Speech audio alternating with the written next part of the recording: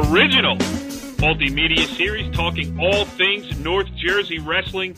This is Season 5, Episode 4, the 2014 Bergen County Coaches Association, George Jockish, Holiday Tournament Edition. I am Corey Doviak, and I don't need no stinking help this week. I was at the George Jockish tournament. I got interviews.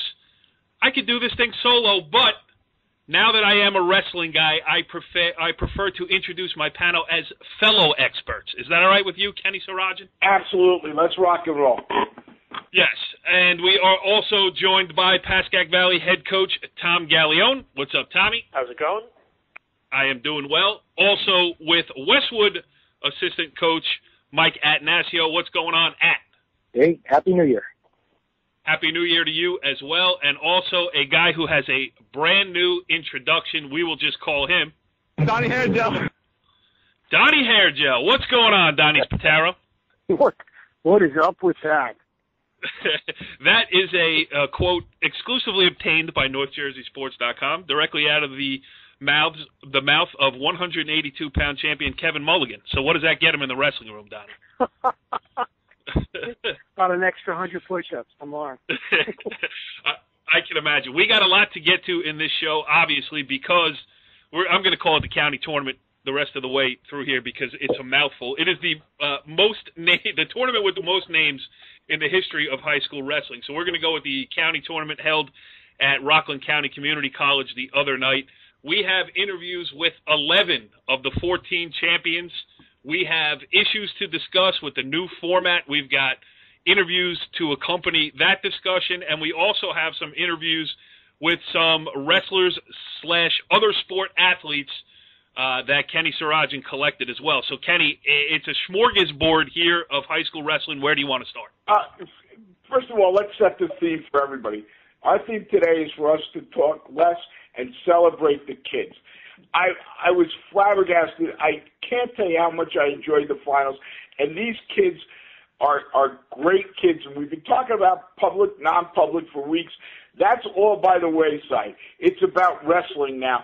And it's about how great these kids are, how hard they work, and that they're really good kids.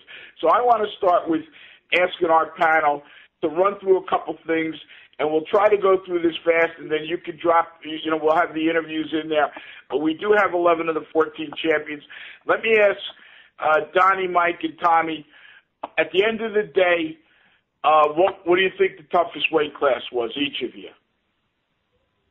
Starting with Donnie. Yeah, go ahead. What? Go ahead, Donnie. What do I think was the toughest weight class? Yes. I'm still thinking. Oh, wait, hold on. I think the problem might be, Donnie, that you did a little bit too much celebrating after winning the team championship. We also have another exclusive interview here. Did I go to the Bergen Catholic match? No, just the after party. Just the after party. Tom, remember that one? That was a good one. Starting the new year off right. Donnie, am I prepared for you today or what, pal? Where did you get that quote from? Hey, listen, I can't reveal my sources. I'm a dedicated journalist, and I have to protect where I get my information from. You can be held contempt in court, That's all right. I'll go down fighting. So you got a favorite match from the finals? I mean, there was a couple. I like the, even though it was low scoring, the Beer Duffel Angelina match again is a rematch from the Beast, and it basically played out the same way again, 1-0. Yeah. No takedowns, Beer Duffel escaping, and Angelina just this time choosing neutral on his feet instead of choosing down, and got in on a couple shots but couldn't finish. Yeah, you know what? I'm going to jump in before we get to Mike and Tommy's, but you brought up the perfect example of how we can drop these things in here because Beer Duffel, again, was up 1-0 going into the third period. Angelina chose neutral. And it finished 1-0. I asked Beer Duffel about that after the match, so let's get his interview in here while the topic is hot. Surprised that he took neutral in that third period? No. He didn't want to be on. I never get surprised in a match. I always expect the unexpected. I'm always ready for anything. I've learned that. Yeah, and how many times did you wrestle him? A couple times? No, it's only the second time. Second time? Wrestled in the East, then I wrestled him here. And One of you ever going to get a takedown or what? Did I think I was? Is one of you ever going to get one at this point? I thought I had one at the edge, and I was getting to his legs a good amount. I just got to concentrate on my game plan, and I faced my coaches and my parents, and I know I'll be able to pull through. So you were comfortable in that kind of... oh, yeah. I think my best position is on my feet. So I'm always comfortable on my feet. And when he chose neutral, I didn't think anything else that he would have chose bottom or top. You know, this is with BC Bosco, so many finals. I mean, you know, I'm sure it feels great to win a county championship, but to win one against a Bergen Catholic kid, does that make it any sweeter? It's always good to win against a rival, but I think if it was just any other kid from any other school. It was Greg Shoulda, would have felt good. Yeah, it would have felt great either way. He's good on his feet. I'm a little slow, though. So, talk about just trying to close it out there. He almost had that takedown late. That would have made it any easier. But talk about those, you know, he was going for the shot in the last 15 Well, yeah, of course. It's the county finals. You're not going to hold anything back. But I knew that if I would just stick to what I do best, you know, without my feet, just be aggressive, I was always looking to score, I'd be fine. Thanks, man. Kenny, I'm dialed in today. Fantastic. All right, let me go. Tommy, which finals did you enjoy the most? Wait, first we went from toughest weight class to finals. Which one is it? I enjoyed the 126-pound final between Wilfredo Gil and Salvatore from Lodi. You know, Gil won in overtime. I think it was 2-1. That was an exciting match. You know, good kid. I think that was Ramapo's first county champ. I think Gibbs was saying in 10 or 11 years, 10 years, 10 years. Like that. So it was nice for that kid. Yep. That was an exciting match. I thought, you know, the other one that was, I think, surprising to people was, you know, the Soriano and Rubinetti match. I mean, only 3-1. You know, Rubinetti did a really nice job. Yeah, I know he didn't get in on much just because, but he kept the match close and he kept it there until the end. And you know, that was, I think, a exciting match just because of how close he was able to keep it with Soriano. I don't know when the last time, you know, Soriano was in that close of a match in this area. You know, county tournament, regions, you know, stuff like that. So that was also an exciting one too. Absolutely. And Kenny, well, Tommy, first of all, I have to pass along kudos to you. I am accused often on this show and in other places of being a Ramapo homer. Sure. But I was approached by a member of the Ramapo Green Raider wrestling community who wanted to compliment you last week for saying to look out for Wilfredo Gil in that weight class. So you were right on with your prediction, and it was noticed by the Ramapo faithful. So congratulations on that. Well, that's just he's hardcore. And also, well, I'm not hardcore enough, right. according to some people, but that's years ago. We're past that now. We're way past that. And the other side of it is, Kenny, you got to eat a little bit of crow concerning the Ramapo wrestling team. I mean, you know, you jumped all over me with 2 feet and gave me the stomp when I brought up the slight resurgence of the Ramapo wrestling program. They got a county champion this year for the first time in 10 years. Talked to Brian Gibbs a little bit at the match. They're filling out the full 14 weight classes when healthy. So, you know, would you like to apologize to me directly? I'm not going to apologize to you. Because you are a homer, but I am going to apologize to Ramapo. They were great, and I love this kid, Gil. I loved his energy. I got to interview him and talk with Brian, who's doing a heck of a job. Why don't you pop that one in? I will do that. I will set this up by saying it is a little bit tougher to hear because of the dulcet tones of Coach Mazzo, the PA guy over there at Rockland County Community College. He does a great job and kept everything moving, but he was talking in the middle of your thing here. So it's still listen toable, but I just wanted to give that heads up. Here we go. We're here with Will Gill of Ramapo High School, who just won the 126-pound championship at the BCCA George Jockish Championship. I got to tell you, Will, before I ask you any questions, that was the best match. You won it in double overtime. You won it with an escape, and then you held them off. It was 1-1, and you have the best whizzer that I have seen in a long time. What was your strategy? I just kept going after him. He's throwing the as a freshman. In fact, that was the key. You were in on his leg how many times? Yeah, a lot. I was on a lot. Yeah, so you kept aggressive. What does Coach Gibbs tell you? Stay aggressive. He's good when he's in his offense, man. He's very good offensive wrestler. You're a very good offensive wrestler, and he couldn't keep you down either. Yeah.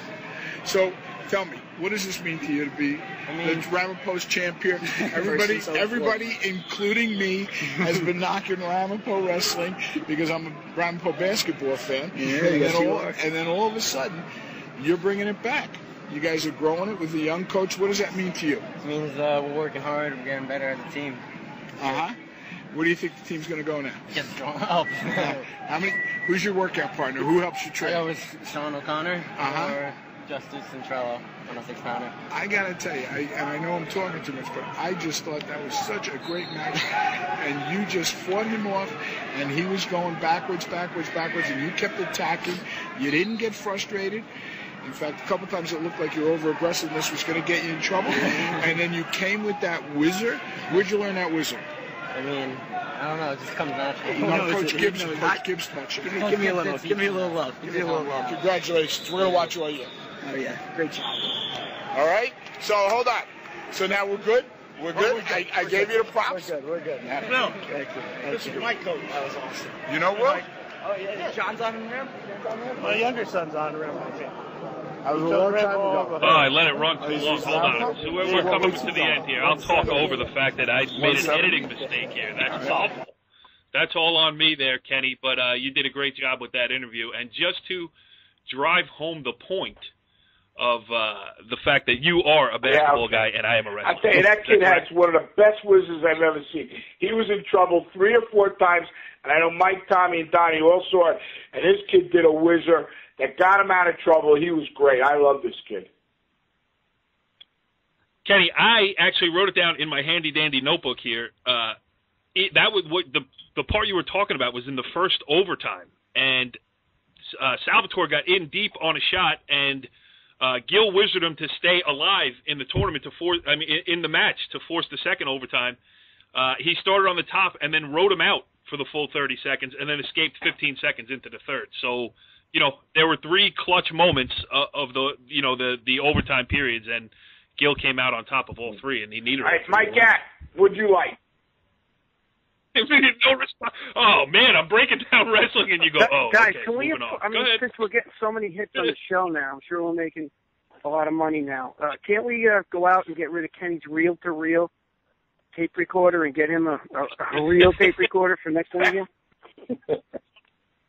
No, because it's fun watching him wheel it in on the AV Club 4-wheeled cart from 1981 at Pascack Valley High School. I mean, it sounded like watching the Peanuts cartoon with the teacher. I mean, what was that? Who are you interviewing? Well, listen, he's still learning his journalistic chops. All right, Mike. Well, you know where do you what? want to I'll go just here? say this while we're talking about Ramapo's sensational lightweight there in the finals. Without revealing too much private information, I will just say that he got a lot of votes for outstanding wrestler, and it was kind of close at the end because I think he really did make an impression on people. I know Zach Chonas, obviously the 4-time champ. That's who I would think deserves to be called the outstanding wrestler. But in the minds of many people, Mr. Gill was outstanding as well. I will go in a different direction in the finals. And actually, when I did this, guys, I don't know if you picked up on this, but there were 9 matches in a row that were decided by 2 points or less. So we had very, very competitive finals. Even 7 of those by only. And the last 3 were all 1-0. I mean, really, really tight matches. And to kind of go with the exciting one, I went with Mullen at 160 over Brennan. 9-8 match, lots of scoring. That's the way Mullen wrestles. He doesn't really hold back. He's always out trying to score from every position, and his matches are always really fun to watch. So I go with 160 as the most exciting final. Well, that's good because I have some sound with Tyler Mullen of Old Tapani. You're right, 2 takedowns, and he got 2 near-fall points in the third period and needed all of them because he held on for a 9-8 win. So here's Tyler Mullen. Talk about that third period. I mean, it was a little bit crazy. It was 3-3 going in. You got 2 takedowns, and he fought back. What's going through your mind there? I didn't wrestle my back right now, but I got the win, and I'm happy. I learned from my mistakes in that match. You got to be a little less hard on yourself, man. That's different Burton Catholic. You just won a county championship. I mean, that's hard to do. Yeah, it feels really good. It's probably the best feeling I had so far in my high school career. And I will say this, the funny thing, I cover all these other sports, and when a team, you go to a volleyball match, they get a spike or a girl hits a ball out of bounds to make it 3-1 in a game that's going to last to 25, and they are jumping around and celebrating. Wrestling, you know, Tyler Mullen, I had to almost pat him on the back and say, it's okay, man, you just won a county championship. The first guy that I interviewed who was, let me just look at my notebook real quick here, who was it? Joe Grello from Bergen Catholic, the first winner of the night. I had to wait for him to stop running wind sprints behind the stands directly after he won a county championship. So, Tommy, wrestlers certainly are a different breed. Mindset. You know, I mean, when you come out of that, like, you know, I mean, Mullen seems that's the type of kid he seems like, just, you know, kind of down to business and getting to work. And he's probably really excited, obviously, that he won the county championship. But, you know, like you said, it's not like you don't have a whole team out there with you to jump up and down, you know, at half court after you win it. So it's completely different sport than any other, you know, in that sense. You know, and then obviously certain guys, you said he was running wind sprints. I mean, there's always just, you know, everyone's a little different when it comes to wrestling. You know, basketball, you win, everyone storms the court, you know, everyone's happy. Here, you know, you win, you're happy, but, you know, you don't go jumping up and down like any other sport. So it is completely different. Hey guys, just a side makes for a lack of good. David Brennan last year didn't really have a spot on the team. He was like I think his record was around 16-3, 17-3. It's basically someone who's filling in. And even last year, very first round of the Christmas tournament, he pulled Owen Meyer, who wound up winning the tournament for Demorest. And that was a wild match first round. I think it was either 11-10 or 11-9. So this year he found himself with a spot.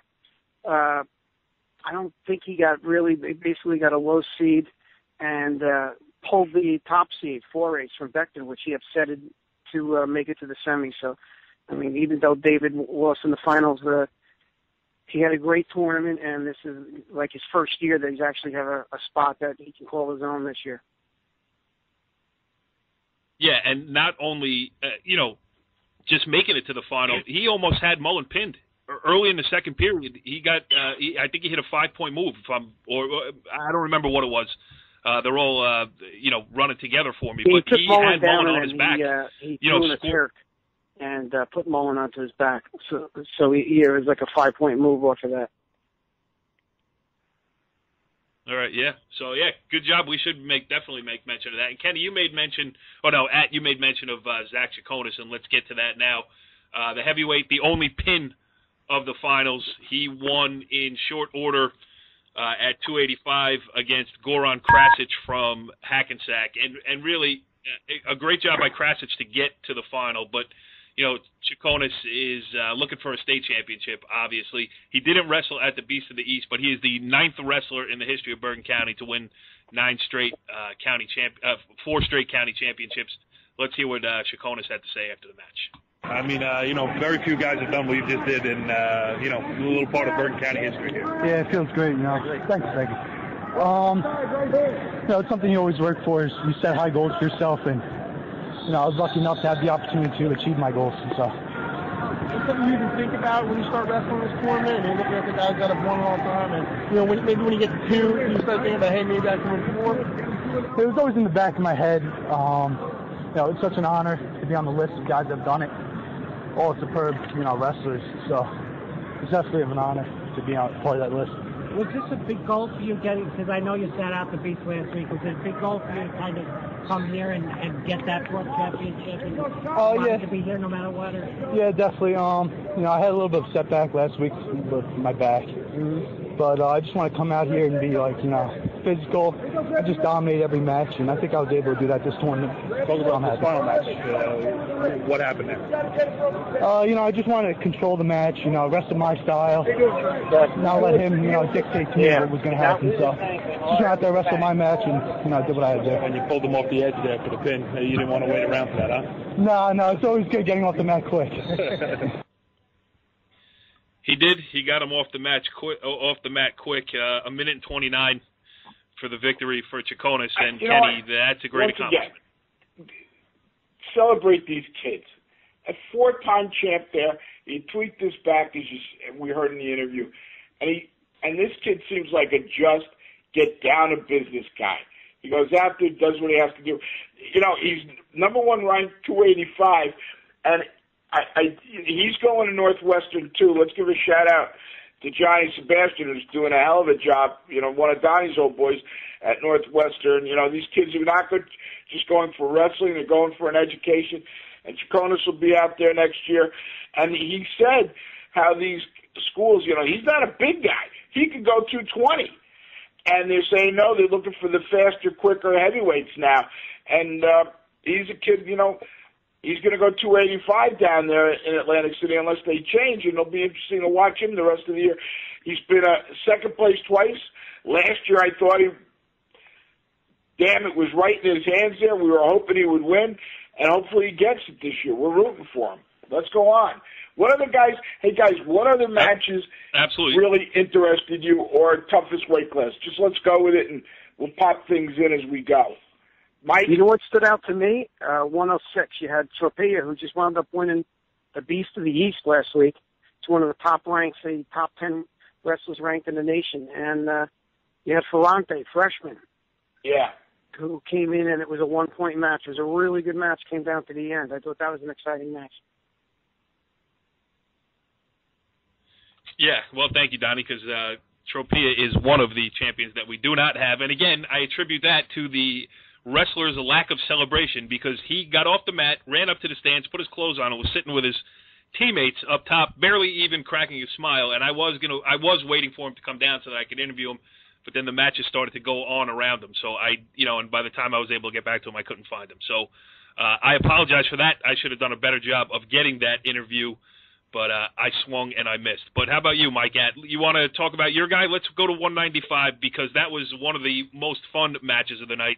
Your guy, Brandon Gallagher, came up a little bit short, but it certainly wasn't because of lack of effort. Yeah, I guess that it was a fun match to watch. I was proud of him. Proud of him all tournament. Him and Baez and Seitz, our heavyweight. They just came off the football field, winning the second state championship for Westwood at Giant Stadium. And these guys, they definitely had the option to take some more time off than they did. And basically they were all back out on the mat right away. Maybe a day off and back out in the wrestling room. And it showed on the mat at times, but at the same time, I was very proud of the way that they all wrestled. Hi, honey. I'm sorry. I have a daughter here who needs something. And that's all right. What does she need, headgear?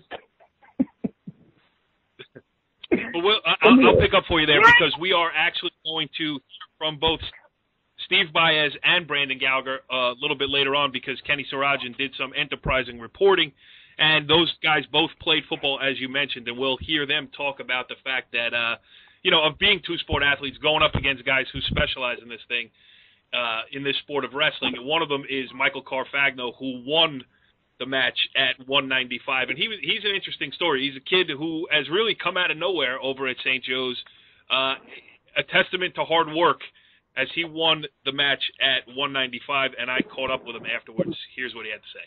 So, you give up the first takedown of the match, and it was all you after that. What, explain it. I just had to play back. My coach told me I'm always a better wrestler. I just had to fight back, because we're better shape than them. We work hard, pays off. It all pays off. I thought huge, too, was that takedown. It was 8-5, and after he gets the escape to start the third, he's got a little momentum, then you take him down there. Did you feel like that was the one that iced it for you? Yeah, I had to do that just to close the match for me. Get a better lead so I could coast the rest of the match, I was listening earlier, but I didn't write it down. What did you do here last year? Is this your first Canada title? Or? No, yeah, it's my first. Last year I came in 8th. Freshman year, was knocked out the first round. So that's a big change for you. Yeah. How about that? I mean, talk about that progression from, rough beginning to... It's a great feeling. Like last year I won districts. It's a great feeling. Out here is a bigger tournament. This is a much greater feeling, yeah. He says that the BCCA Holiday Tournament, a bigger title in the districts last year, and judging, that's another thing that we'll talk about, too. It was a great atmosphere. I mean, people hung around. The new format, we'll get into that a little bit later in the show, too, but it really kept people interested and gave them something to watch as that final round started. I enjoyed watching it. We are going to talk about that. But you know what? We've been talking about all the close matches, and Donnie's there, and Donnie's got one kid that I guess we first interviewed him a couple of years ago after the Bergen Bosco sectional final. This kid Mulligan, and he had a dominating win. And before we talk about him, though, I do want to give, and I'm going to say the name wrong, and I'm going to apologize, but there's the two Monero brothers from who are, I guess, are new at St. Joe's now, and they come in, or actually last year, and they both took second, but the one dominating final other than the pin was Kevin Mulligan, and this kid's long, he's lean, and he's got a motor that doesn't stop, and he won by a major decision. So what did you get from Kevin? He is a pleasant and he kid. said it all with a smile on his face, which was a refreshing change. Yep, here we go. Yeah, my coach has got me real ready for it. Nick Caroline, Joey Trout, Brian Ziara, Coach Bell, all those guys. No Donnie Spataro. No, Donnie Spataro, of course, Donnie Hairgel. They all helped me prepare this match and work hard each and every day to get where I am. How about this tournament? I mean, you guys go to the BCCA, wherever it is you're going. But still, talk about this tournament specifically, the Bergen County tournament against the local teams, It might not be the toughest competition, but what does it mean to you guys? It's still a county tournament. It's still, we take pride in our county, take pride in the jersey, and we want to, show that Bergen Catholic, is one of the best teams, and we want to, remain number one team in the state, and this shows it. I think you did well out there. I kept the hand fight heavy, the face heavy, and my hand fight was heavy on the head, really pushing me around and keeping it dominant on the mat. See, Donnie, I'm pushing for you, pal. Even when we're not together, I'm fighting the fight for you. Why don't you give us the coach's perspective of Mulligan? Hey, give us the coach's perspective of Mulligan. Unbelievable hard worker, wrestles 12 months a year, placed out in Fargo Nationals this year. He made the finals of the Super 32. He's nationally ranked. Just a great kid, always positive, great positive attitude, and it's great to have in the room with the other kids. Constantly working, trying to constantly get himself better, and always trying to learn. He's like a sponge. He just sucks in all the knowledge of wrestling. Yeah, and he seems like he has a good time doing it. I mean, is that just because he just won a county championship and it was the only time I ever spoke to him, or does he have that kind of disposition all the time? Always happy-go-lucky, and just stays positive no matter what. Kenny, I have 4 interviews left. I have Evan DeLuise, I have Joe Grello, I have Joey Travado, and I have Sean Stanley. Would you like to pick a briefcase, and we'll open it? Because Tommy and I watched the Travado match together. I want Tommy to just say a few words about the Travado match. Here's a guy who's placed in the state medalist 2 times. It was a 1-0 match, if I remember correctly. So, Tommy, you want to give a lead-in before we play that interview? Hold on, Donnie. You know where they were talking about this. So Tommy and I are sitting having lunch one day. Go ahead, Tommy. Yeah, everyone up the match. Guys, can it ever be dinner? Does it always have to be lunch? All right. It's always lunch. It's always lunch. I don't see Kenny. It's always lunch. Always lunch. All right, let's make it match. Let's make it breakfast for lunch. I mean, please, come on. Let's mix it up. Kenny, Donnie, how's traffic on the West Side Highway? 1-0 match. I mean, the kid, Go ahead, Tommy. I think might be a sophomore, maybe a junior, but for Northern Ireland, sophomore, right? Yeah, tough kid. I know he's been, he's been wrestling a lot in the offseason, and he kept it to a close match. He just couldn't, he couldn't obviously escape on Travado at all. Travado's tough as nails on top, and and Travado got out right away in the third period, and 1-0 was able to hold him off on his feet. Last little burst by Sasinski at the end, the last 20, 30 seconds. But Travado, I think now I think he's placed 3 times in the States, and he's won the counties now, I think, 3 times. So 3 times. Just another kid that's seems a good kid, just a hard-working kid that's had a tremendous career at Paramus. So it'd be nice to see him, end his senior year with on a high note, finishing high in the States.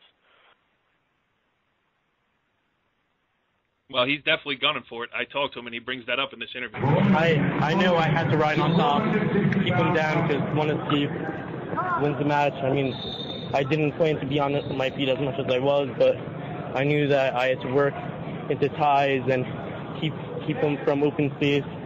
So I'd block his shots and try to create offense off of my ties, like an underhook and inside control, things like that. He made it tough for you. Yeah, definitely. Strong kid. Yeah.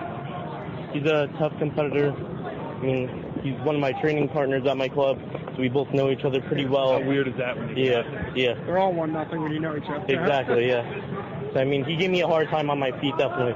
I know I have to work on creating some offense after that match. It showed. So that's some of the things I have to work on. Yeah, you've had such a great career already so far. You know, really just starting your senior year. So now coming here, you know, won your third title. I mean, that's got to be something to you.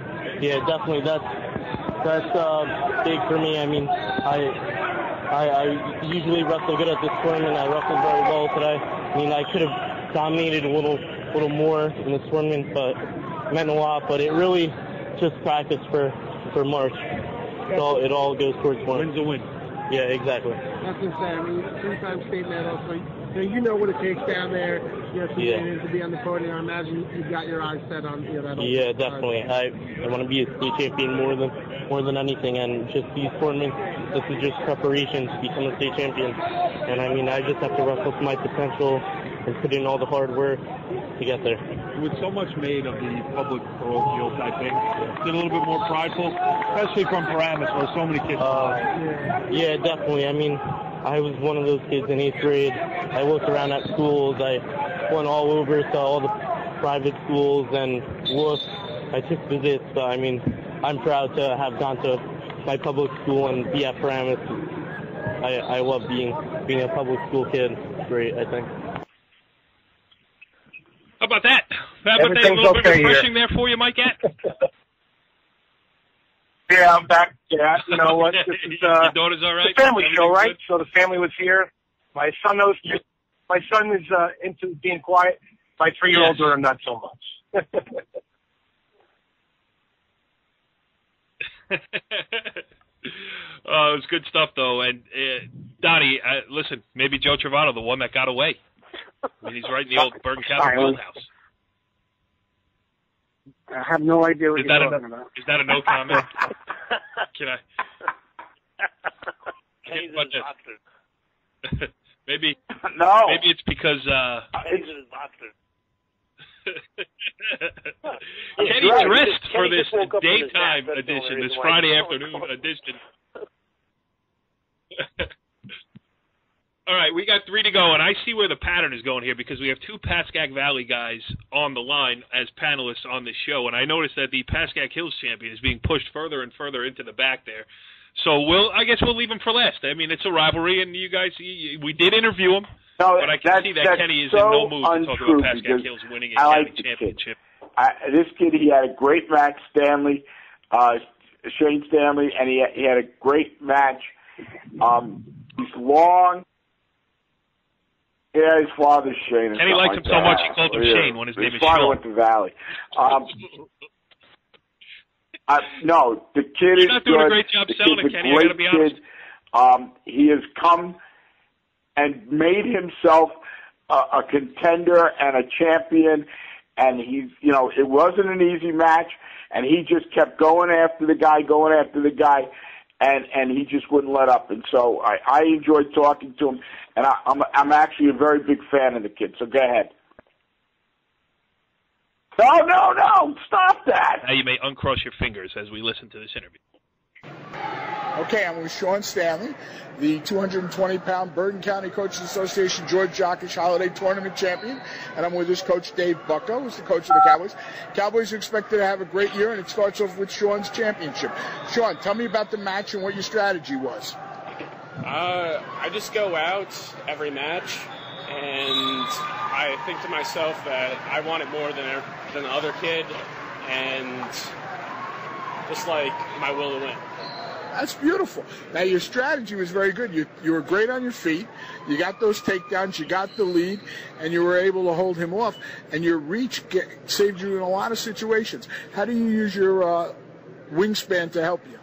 Well, I can pretty much hold my arm out, and the other kid can't touch my legs, so that helps. Aside from that, I have a nice low single that I could It's pretty easy to get and ankle fixed. Who? Now I know Hills with Coach Bucko has come back to glory, and this is going to be a big year for them. Who's working with you in the room to help you get ready for these? I mean, you're wrestling at the highest level of the county. Your goal is to get to the States again. Who's working with you in the room to help you? My drill partner, Mark Australian. We have assistant coach, Pat Cottrell. Ryan Cottrell, a previous winner of the tournament, comes in every once in a while, helps me out a lot. And Terry, that also coaches at Bergen Catholic. He helps me out on the free time. Okay, let's go back to Coach Bucko after that plug for someone else. Hey, Buck, come on. Tell me, what do you expect from your team this year? We're expecting definitely a good dual meet season. We think we could, probably win close to 20 dual meets. Our section's pretty tough this year, but, we're really hoping to qualify and win some matches in the sections, as well as compete for the Big North League Championship. How about that, Donnie? Bergen Catholic, a key contributor to Pasco Hills County Championship win. Hey, it's a very Christian thing to do. All right, we got 2 left. Yeah, that's right. All right, we'll go with Evan DeLuise, the 113-pound champion. That was one of the final 3 matches of the night that I'm just looking through my notes here. It finished 3-2, a 1-point win for DeLuise. Let's get the sound of him after that match. I went out there, I tried to get my takedown in the first because that's always when I wrestle better, so that's what my goal was. How much did you know about that kid? Did you wrestle before? I wrestled him last year at the Regions, the 3rd, 4th match. He's a tough opponent. Did you beat him? Yeah, I wrestled him last year. What was the score of that one? I think it was 4-1. Okay. The match. So how big is this, Bergen County Championship? It's big, but it's not the end. Got a long season ahead. Looking down to the States. Well, you said this go early in the season. I mean, I'm sure you're in good shape, not the shape you're going to be in a month or two. Yeah. But, so talk about getting a championship out of the way early. And now, this helps the criteria. It helps with so much stuff down the road. Big for your head. Head's a big part of the sport, so get this win, build your confidence, and you're ready for the rest of the season. Wow. Very impressed. Kenny, look at me talking about criteria. Yeah, I looked it up before I did that interview. I hear you guys talking about it all the time. I thought I should be informed. All right, the last champion that we have sound from is Bergen Catholic's Joe Grello. He was the first match of the night at 170. Good match against Dom Monero from St. Joseph Regional. And this was a little bit, it has a little bit of a twist to it. I won't give it away. Let's listen to the interview. And perfectly. How about going first tonight? It's different. I kind of hit traffic on the way here. I was a little nervous. Really? I wasn't going to make it. What time did you get here? About 4:45. So I started a little time, but they started a little early. I'm going to be screwed. Out of the car and into the winner's circle. Yeah. What does it mean for to be wrestling with this program now? 9 guys in the finals, and to kick it off right. You guys are obviously going to win the team tournament, but you want to start collecting some individual goals here too. Yeah, I mean, it's a special feeling. Like everybody was downing us, losing 7 starters. Who is down in Bergen County? Nobody in Bergen County. No. But some of the guys are unsafe, but we don't like to listen to that. We worked hard over the summer, had good freshmen come in, and it feels great. I feel like we never left the top. So. Is this your first county title for you? Second. Yeah. So how about compare this one to the last one? I mean, this was pretty workmanlike tonight. Yeah, I mean, it feels good. I mean, last year I pinned in the finals. You did? You pinned in the finals? Yeah, so felt good to do it again, and felt how much I improved. I went up 2 weight classes to compete, Yeah. Feels good. Yeah. Who's down? Bergen Catholic proving all of the doubters hey, wrong. Corey, I want to jump in before I ask the guys the next question. I want to give 2 plugs. First of all, for everybody listening out there, Corey was there. This is the only time you're ever going to hear me say something nice about Corey. And he did take a lot of pictures. Folks, if you really want great action sights of your kids in the finals and stuff, go to NorthJerseySports.com. It's the first and maybe the only time we've ever done a commercial on this. The other plug I want to give to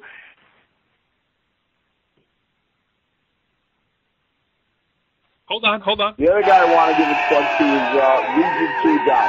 For those of you wrestling fans out there who love the sport, visit this guy's site. It's called r2nj.blogspot.com. He posted on nj.com. You can find it. And he gave some special awards to kids. And he really, this guy is a guy who loves wrestling, and he does his homework. And you really got to read what he writes because he gives you quality information and a nice little analysis. And two of the things I want to bring up before we go to our next topic really quickly are... Hold on, I got one, please. ABC Hardware Store down on Main Street. It's got awesome. It's got a huge selection of paintbrushes, toilet plungers, and new mousetrap just got in. Okay, go ahead, Ken. Donnie, aren't you sure that don't you want to bring up waste management and Bobo Brothers? No, I'm sorry. People you do business with. Go ahead. Hey, you know what, guys? I'm in traffic right now. The BubDoctorInc.com guy just let me get into the left lane. It's really a gentlemanly thing to do. Want to give him a shout out as well? Yeah. Actually, I was just going to tell about one of your kids, Donnie, Shane Griffith, a freshman of BC, knocks off the #1 seed, has a great tournament. And what Region 2 guy does is, for those of you, he goes through a lot of those Fab Frosh like Ferrante and Parsons and Griffith and a couple others, and he gives some nice little analysis. So, and he promotes the kids, and that's what it's all about. All right, here's our next topic, hold guys. On, Kenny, speaking of something like that, I spoke to Mike Att during the tournament. There seems to be a dilemma that keeps happening more and more as more accomplished freshmen are coming into the tournament.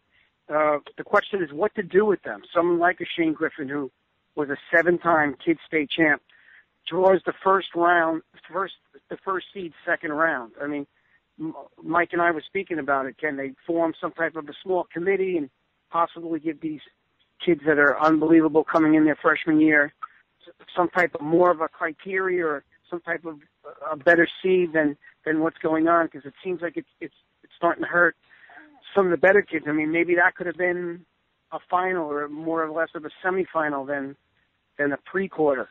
You know, so Mike and I were speaking about that. If anything, if it ever could be done. You know what?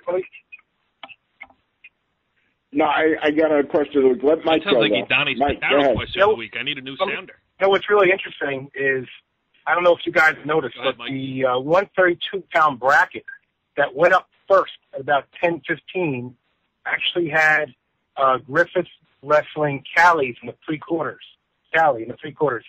And which would have been an unbelievable thing to happen. But it turns out that a wrestler was crossed off incorrectly. That was a seated wrestler. I don't want to say his name, whatever, you know, I don't want to go into that whole thing, but we actually had to redo the bracket, and it wound up putting Shane in different place in the bracket where he wrestled early in the tournament. So it could have been really crazy because instead of a final match, that could have been a three-quarter match. So, yeah, look, it throws the whole tournament off because Rose winds up being, you know, he's the third best kid in the weight class, you know, as far as the weight. Mike's running to practice now. Did we lose Mike? Another weight where there was a situation like that is at 145. Brady Ford came in to transfer, came in really with no criteria. He came from a prep school, so there is no criteria for him. So he comes in, he catches the second seed, second round. Cochran from Paramus and knocks him off. I mean, you know, Ferrante came in with really just a wild card seed and knocked off one of the other better seeds, you know. So the list goes on. But, I mean, as time goes on and these kids are getting better and they have better resumes coming into high school, something maybe should be considered or should take into consideration because it seems like it's knocking things out of balance here. All right. Corey, can I go to Tommy with a question now? Great point. Yeah, go ahead. Not yet. What? Tommy. Wait. Kenny, are you giving us a question of the week? First with Tommy and then Donnie. Okay. Tommy, what'd you think of the new format? Yes. I liked it. I really liked it. I know a lot of people, I think we talked about it last week, most of us seemed to think it was going to be a good idea. And talking to some people there, I guess, you know, little people still feel, you know, the finals should be, on one mat and everyone should be watching. But I really thought it was exciting. I mean, although there were a lot of exciting final matches this year, like Mike said, I think there was 8 or 9 in a row that were decided by 2 points or less. So I think there was a lot of excitement. But without that, you kept your eyes looking. You were watching some kids that might have beat your kids or just other kids that you're familiar with. Like there was a bunch of good third place matches going on that you could keep an eye on. So I actually think I think they did a good job with deciding to switch to the all medal rounds at once. Donnie? Personally, I didn't like it. Maybe I'm more old school, where the kids who make the final should be the featured wrestlers. So that's more or less my opinion. And listen, I'm always into change, trying something new, seeing if it works. All right. After watching it, I'm not a big fan of it.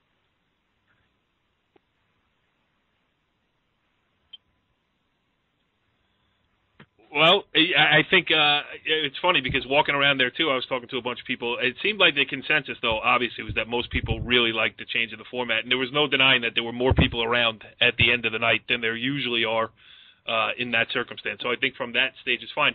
Kenny, why don't we start doing some of these interviews? I think did you talk to Jack McCarty about it? Northern Valley Demers, and Dennis Murray of Richfield Park. So we can go 1, 2, 3 with them.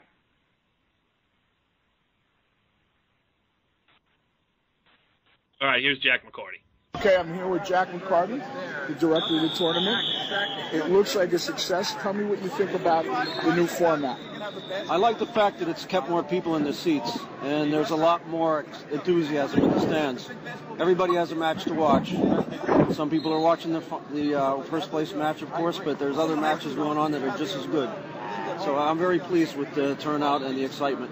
Yeah, I think this has been a very good experiment. And Jack, once again, you and Eddie and Ed, you do a hell of a job. And Bergen County Wrestling really owes you a thank you. So thank you, Jack. Okay. All right, my only comment about that, now, I have a question of the week here for the other 3 coaches on the panel. Did you hear Kenny actually took it upon himself to represent all of Bergen County Wrestling there and personally thank Jack? Did that bother you, Tommy? To the, with the way the medal rounds went. In my past experience having kids that, some guys that came in 5th or 6th last year or the year before, they used to get done with the medal rounds. They placed 5th or 6th, and now you're telling them they got to hang around for 3 hours or so to get their medal. Their weight class is the very last weight class of the day, and they're hanging around there. It gets to be a thing. Here, keeping them in their school attire, keeping them dressed appropriate was always like, here they wrestle, they get their medal, they walk off the mat, they weight one weight class, and then they get their medal. So, that kid's not waiting around for 3+ hours just to get his medal, And I know that sometimes some kids don't show up for their medal in the past. I thought this year that was a nice thing. You don't have to worry about that whole situation. So.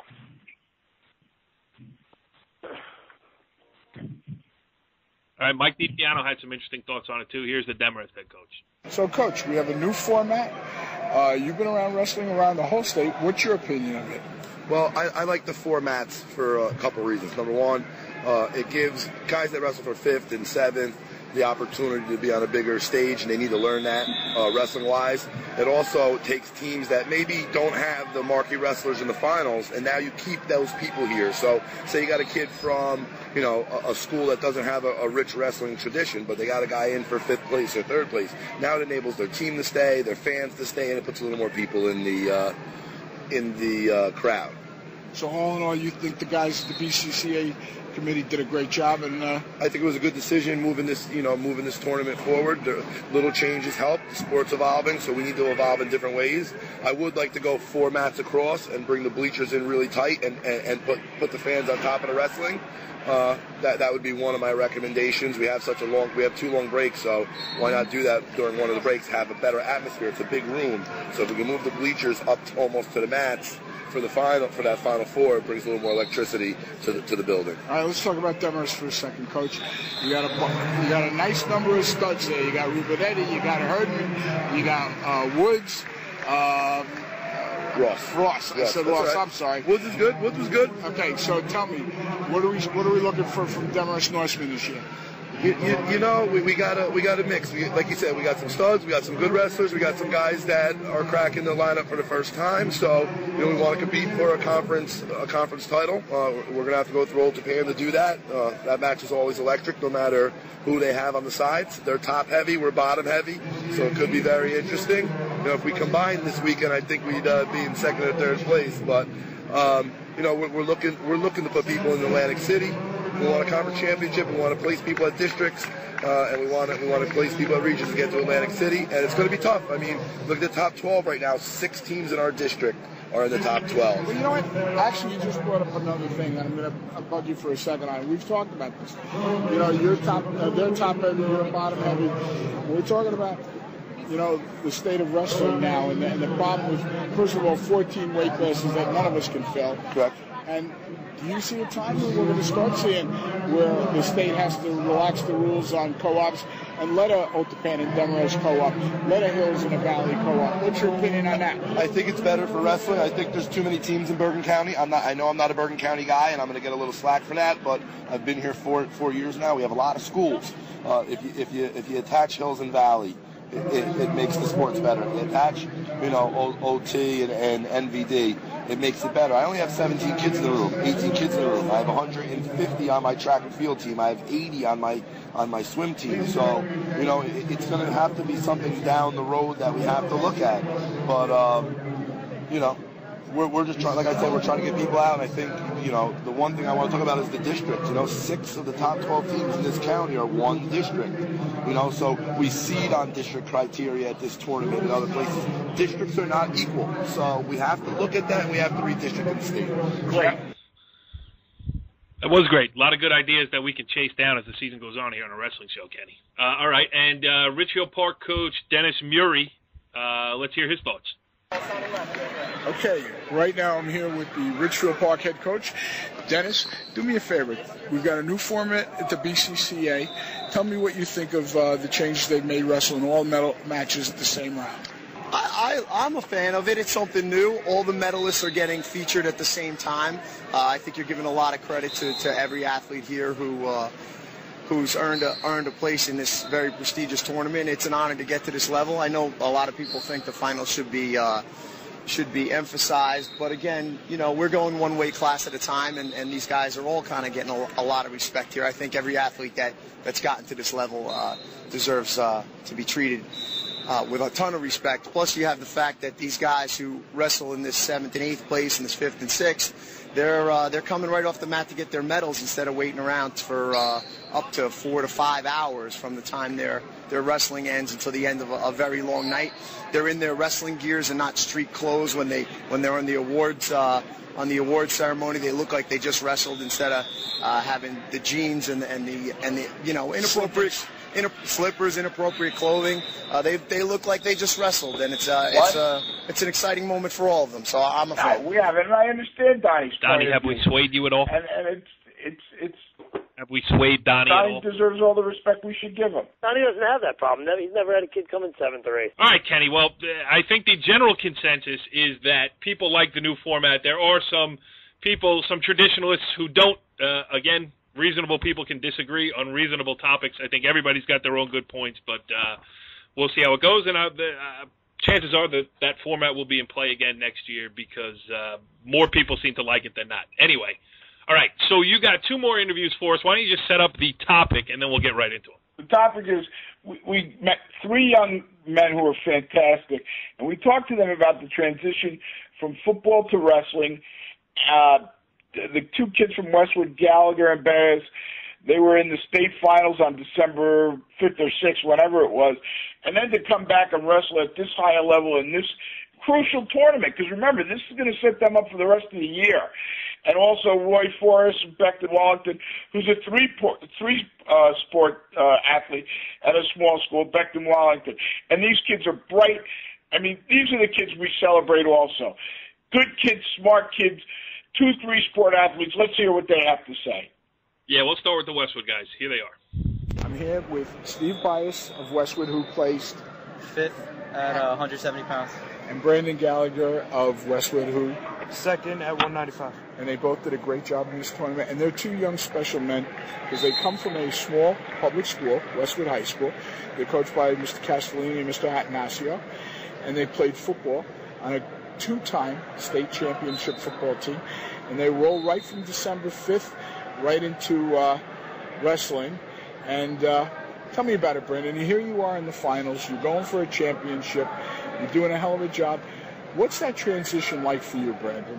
Oh, it was definitely a tough transition, but all the work that I put into football carries over into wrestling, all the conditioning, all the weight training. I mean, it balances itself out perfectly all around. You say that, but I know Mike Ad told me how many times you carried the ball in the state championship game, and he said if I look, I can still see bruises on your arms. Yeah, I mean, it was tough coming right into wrestling after a couple of days off, but it's definitely something I love to do. So, Steve, what about for you? What's it like? I love sports. You know, my whole life is resolved around sports. So, I mean, going right from football into wrestling, you know, that's something I like to do. But the toughest part was definitely like being in shape. You know, being in football shape is totally different than being in shape for wrestling. You know, I'm gassed at the end of the third period every match just because I'm still in football shape. You know, it's an interesting question, though. You talk about sports is something you love to do. Here we are. We're at a tournament, which is probably the largest county tournament, maybe in the country, one of the oldest ones. And we see all these kids who are specialists in wrestling. I mean, what does it mean to you to do two sports? It means a lot. I mean, I like to represent my school any way I can. I mean, I love wrestling and I love football, so why not get both a shot? Okay, that's a good answer. What about, how do you feel when you're competing against these guys who only wrestle? What does that challenge mean to you?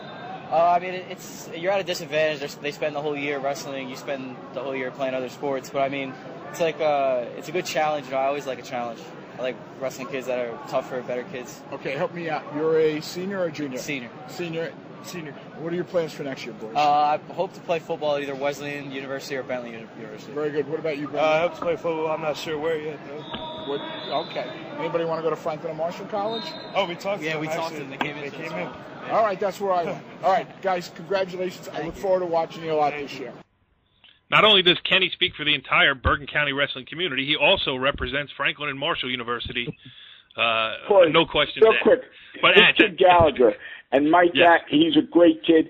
This kid had just lost the county final, and he came over and talked to us. This kid's got a lot of heart and a lot of class. So let's go on to Roy.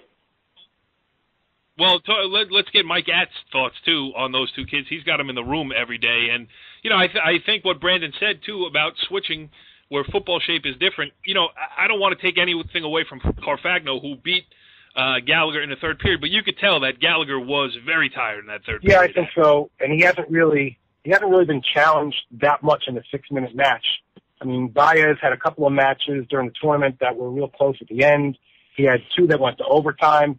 So, you know, we kind of knew that he didn't have a full 6-minute match at the county level in him, and he's just doing what he can with what he has for us and for himself. Yep. But, yeah, Gallagher has been, frankly, pinning most of his guys pretty quickly. And, you know, we knew that there was going to be some, you know, signs of fatigue late in the match. But, look, you know, we gave it up to Carfagno. He had a great match. He wrestled well.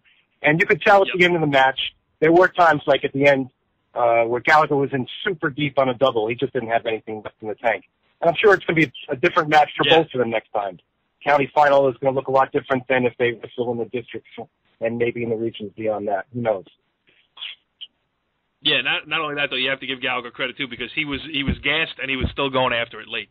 That really was a fun match to watch. It was back and forth between two really good wrestlers. All right, the other guy that we have is Beckton Wallington's Roy Forrest. And this kid's an intelligent kid. You don't need me to tell you. Just listen to this interview. Okay, I'm here with Roy Forrest, who just from Beckton Wallington, who just took third in the 160-pound weight class. what? You know why I want to talk to you, a third-place winner? Because you're a guy who ran for 1,000 yards.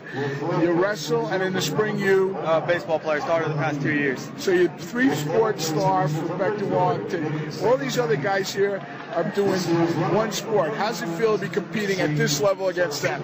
Well, it's a huge tournament. You know, you got some of the best guys in the county, but let alone the state. You know, one of the toughest counties by far, if not the country.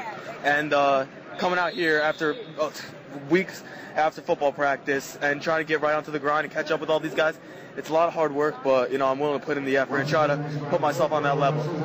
You know what the beauty is? I've been trying to interview you, and after the match, your coach is still coaching you about what you did after you won. What's your relationship with Coach Sedebrino like? He's been a mentor of mine since I was in middle school. He's always been coming to the rec matches and helping out the younger guys.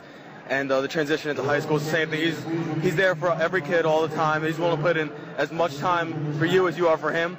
And you know, I can't thank him enough for everything he's done. He's led me to a great high school career. So it's important for all you guys who are at the small schools to do 3 sports and do them well? Yeah, when you're at a smaller school, you have the ability to compete on 3 different varsity sports. Some of these larger schools, the Group 4s, the parochials, you have specialists. You know, the guys have to go year-round. But at a small school, you have the opportunity for it. And luckily, I've been blessed with the ability to compete in wrestling with some of these top-notch guys.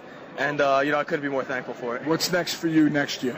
Next year, off to college and hopefully looking to pursue both football and wrestling at possibly a Division III or Ivy League university. And what a great kid he was. And you know what? I'm going to give Donnie another nice thing about Donnie. Here's a kid, he stayed at home to play these sports. And you know what he said? How his coach used to come down and see them at the middle school and all that. We've talked about that. You know, we got to go down. We got to cultivate these kids. It's about a program and making them feel part of your program. So a little plug for that. When you're ready, I got the question of the week for the 3 guys. Kenny, I am always ready.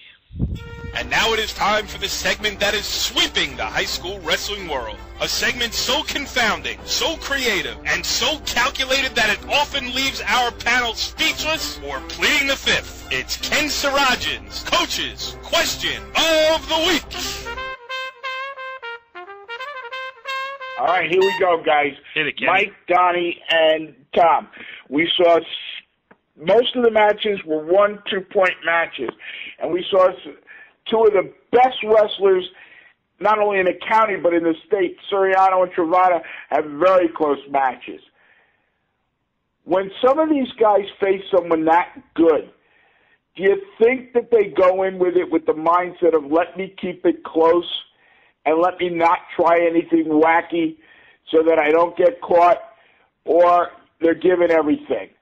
Is there a mindset that changes when you wrestle someone as good as a Soriano? I'll jump in there. You know, I think when you're, from a coaching standpoint, when you know you're wrestling somebody of that caliber, of course you want to try to find a way to upset somebody. There's really 2 ways to do it. One is to think of your home run moves. How can I take a chance here? Because, you know, you're playing with house money when you wrestle somebody like a Soriano. It's okay if you try a throw and you get thrown to your back. You have to think about it. Am I a home run guy? Can I try something like that? Do I have a great spladle? What might it be? Or the other option is, can I keep it super close and try to steal it at the end? And I think when you watch Rubinetti's match, I think that was, you know, that was the game plan they went in with. Let me keep this as close as I can, and maybe something at the end will turn my way. Maybe I can pull something off. And that worked for Rubinetti last year when he got to overtime, and then Luis got a little frustrated, shot at him, and Rubinetti spun behind and got the takedown. Yep. Yeah, sometimes it works out, you know, really. That was a perfect example of what it's like to keep a match close, and maybe something big will happen at the end, you know. Ani? Totally agree with Mike. I've been preaching that for years. You see that a lot. State finals. You try to slow down the pace of whoever the heavily favored wrestler is. You tie him up, frustrate him, slow him down, take him out of his game a little, and you definitely try to slow down the pace and keep the score low. And then hopefully maybe you can get into, at the end of the match, some type of scramble and you know, take him down, score, reverse him, anything, stick him on his back. I totally agree with him. Kenny, can you stop crying over there, please? Question then. You're serious. We're staying with wrestling. I know you went to a wrestling match once, Corey. Knock it off. But Donnie just gave us some very good information. Before I go to Tommy, let me ask Donnie this question. Kenny, hurry up and ask the question because my kid's crying. Jeez. Donnie. Holy smokes. You know, guys, I feel. Listen.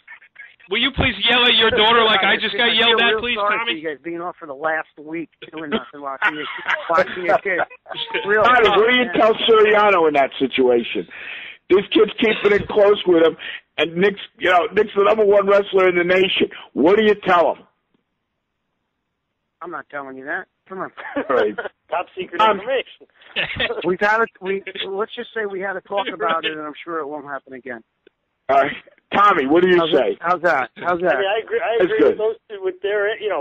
Keeping it close. There's something to be said about, keeping it close. Or like Mike said, you have that strategy of, hey, I'm going to go for the home run. I'm going to go for the big move, and maybe I can catch him. And if I don't, I know the consequences. But I think Rubenetti went with the mindset of, let me just keep this match close, and then, you never know. You never know. You get some guy sleeping, catch him lazy, like relaxing at the, on the boundary, and you never know. You may be able to sneak a takedown. So I think that was a good strategy by them, and it'll be interesting to see, if they meet up again, if they'll go with the same strategy or if they'll change, if they'll try opening up more and see what they can do. All right. Boston. All right, Kenny, are you tired? I got to go take a nap now. Edition, but listen, he's exhausted. Right. He got off before Christmas. Come on, leave him alone. Oh, jeez, Donnie. I think everybody's got something to do. Mike has to attend Westwood wrestling practice. Tommy has to attend to his daughter, and Donnie has to get himself out of a tight spot there over in New York City. And Kenny's got to do what Kenny's got to do. So the BCCA Holiday Tournament 2014 in the book. I think we did a good job of wrapping it up here on the wrestling show. Lots of topics came to light here this week, obviously, that deserve further investigation, and we'll do that as the season goes along. But for now, see you on the wrestling show next week. Follow the leader.